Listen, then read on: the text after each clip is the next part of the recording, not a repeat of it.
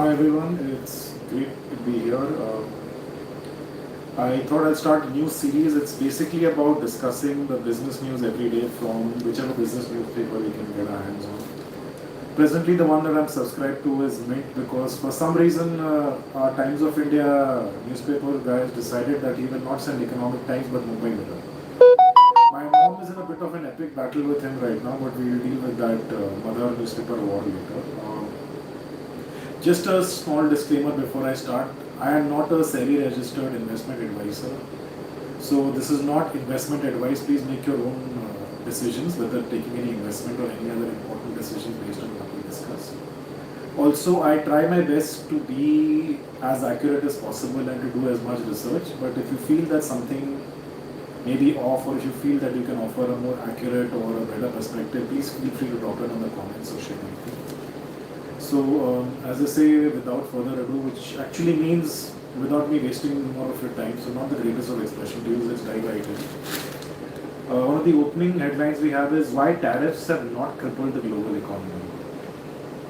So, this basically talks about the fact that many people have been very worried that the tariffs that Donald Trump has unleashed on the world economy is going to cause a serious slowdown. Some are saying it's going to become like the 1929 economic depression, when America had similarly increased tariffs on all its products and gone into becoming a very closed economy, and that had sort of resulted in retaliatory tariffs and world trade had collapsed. And many people are saying that that kind of doomsday speak is very, very overblown and we will not expect something similar.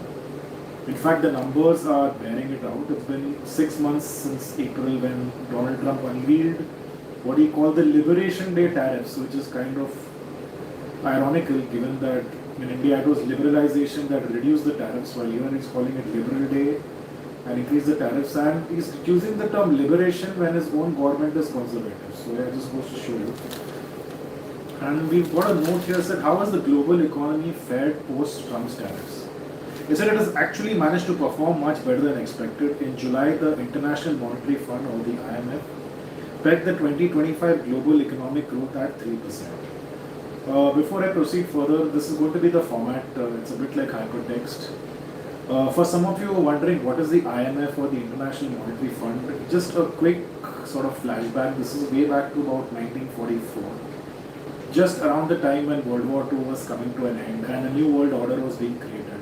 There was this feeling that some new institutions need to be created to ensure that something like these two world wars never happens again. So we have the United Nations that came up as a replacement to what they felt was the failed League of Nations that came up after World War I. And we also had two of what we call the Bretton Woods institutions, one of which is the International Monetary Fund and the other is the World Bank. The International Monetary Fund is it's a multilateral institution based in Washington, and it kind of ensures that many countries are following a very stable path, especially with regards to their currency.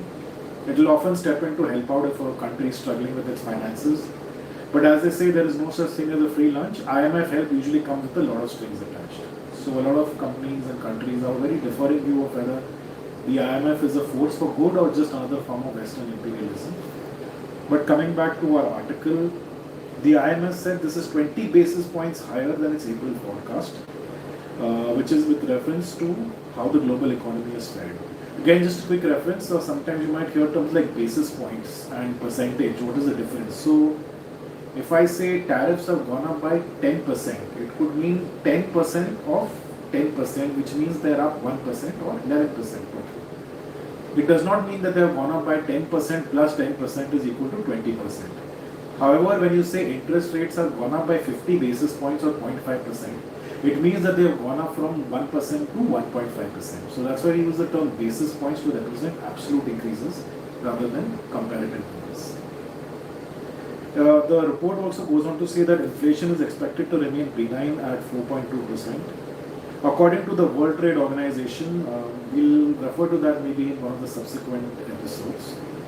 The World Trade Organization again is one of the institutions that has been created over a period of time to ensure that trade across the world takes place in an orderly fashion and we don't have trade wars, and companies and countries sort of have a forum where they can agree and get together and have common rules so that each country is not making separate agreements with each other, breaking the world into small silos, because that's how wars eventually start. the idea is also that trade ties the countries so much together that going to war with each other will simply be too high an economic cost. So WTO has released data on 7th October that global merchandise trade actually grew by 4.9% in volume terms. Volume means the physical volume, and 6% in dollar terms, which is the value. In the first half of 2025, half meaning 6 months, it has consequently revised sharply its merchandise trade growth estimate for 2025 to 2.4% from its earlier forecast of 0.9% made in August, which means despite all the Trump tantrums that we've had, I love just using that word, Trump tantrums, tautology, Trump tantrums, it's actually increased its forecast, which means the disaster that everyone was predicting because of Trump tariffs does not seem to be playing out so far. Most large economies are in fact growing and have managed to avoid a recession that was being predicted. And I'm sure that many of us are wondering, okay, what contributed to this surprising show? So there were multiple factors. Fortunately, most countries at the receiving end of Trump's harsh tariffs avoided a tit-for-tat response. As I mentioned earlier, that in the 1929 Great Depression, that time the other countries had also retaliated harshly with tit-for-tat responses, and that's how global trade as a whole had collapsed, and eventually that led to a lot of challenges as well. Again, if anyone wishes to leave a comment, a like, if you want to share anything, you can absolutely go ahead and do that at this point of time. As you're saying, the tit-for-tat response and the lack of it prevented a collapse of the World Trade Order. Many have negotiated a deal which lowered the tariffs. So countries like Japan, for instance, have managed to negotiate a bilateral agreement which has prevented them from suffering from any harsh penalties. For example, there is also an agreement that the US has made with Japan that Japan will invest a certain amount of money in terms of certain number of billions of dollars into the American economy, making investments, setting up factories. In return, it will not face as high tariffs as being proposed earlier. As I said, Trump's tariffs also had a lot of carve-outs or exemptions. So it's not absolute. When you say 50% tariff imposed, there are a lot of exemptions. They are saying imposed but kept in abeyance till further negotiations take place. So a lot of this is also negotiation tactics. Some elements of game theory might also apply out here. Game theory is one of the economic set of rules that various players in a certain kind of game can use, whether it's in trade, whether it's in war. And there are different outcomes that can come about depending on whether the people are competing or sort of cooperating with each other. And it sees that the average tariff rate of the US, which was 30% in April, is now effectively 18%, which means the effective tariff rate in the US is actually falling. There's also massive front loading of imports into the US, which means there was a lot of pushing of imports or exports from the emerging economies before the tariffs come into place. So that has also created a temporary base effect. But otherwise, it's been pretty interesting. Increased artificial intelligence related spending is also ensured a stronger than expected growth. We will come to AI also as a discussion in the future. I think that's about all that we will cover on this particular aspect of this article, but there is more to it. Inflation hits 8-year low on cheap greens on a higher base. Now, this is another very interesting article. I know that I use the term a lot. So if you're a Toastmaster, you'll know what I mean, that there's an hour counter who counts the number of hours and hours that I use. If there's a Toastmaster who's watching this, please feel free to put the hour count in the comments. I'm sure that will help me. And it will be mildly abusing for how many of the visitors or viewers are watching this right now. I'll admit this is one of my first lives ever, so I have absolutely no idea if anyone's watching or whether there's any viewership for this. But it's been a great experience simply doing this, and I'm happy for anyone who's hung around so far. Let's get into the second article. India's retail inflation cooled to 1.54% in September from 2.07% the previous month, marking the lowest reading since June 2017. Now, this has been a significantly lower rate of inflation, which you might be aware. And I'm sure you felt the pinch in your pockets as well when you're going out to eat and wondering what the hell is happening. That dish that should have been $15 is now $500. Like, what is going on? Things have been completely out of whack as far as pricing goes, but I think it's been very interesting that inflation is now showing as fallen, and this has been driven by statistical effect of a favorable base. Now, what this means is that If the previous year the inflation has been extremely high, then in comparison this inflation feels low. Because it's also being compared to what was the growth rate of inflation in the previous year. That's called favorable base effect. It also implies on a lower effect as well. So it's important to always keep a base effect in mind. If somebody says a company's profits have shot up by 50%, it sounds like a great number. But if that 50% has come after a huge fall in the previous year, then that's because of a favorable base effect. That the base started from a much lower one, and it's always important to keep the base effect whenever evaluating any statistic. This is a general rule to keep in mind whenever you evaluate any aspects of statistics. To not look at the absolute numbers and to always look at what I would call the terms and conditions of the statistics and the various ways in which they can be interpreted. Now, it also says it's been driven by lower prices of vegetables and pulses. This is extremely important because vegetables, of course, are a core part of our consumption. And pulses, India is the world's largest importer of pulses. So, that also has a huge bearing. Whenever the dollar rises, it also affects our cost of food because we are importing pulses. So, it makes pulses more expensive and adds to our food cost inflation as well. Both of them have fallen. Now, core inflation, on the other hand, has shot up to a 2-year high. Core inflation usually strips out the more volatile aspects of inflation like fuel prices and food prices. These are supposed to be more volatile. So it says sometimes they're not a proper indication of what is the overall inflation level in the economy, which is what is the overall level of price increase in the economy.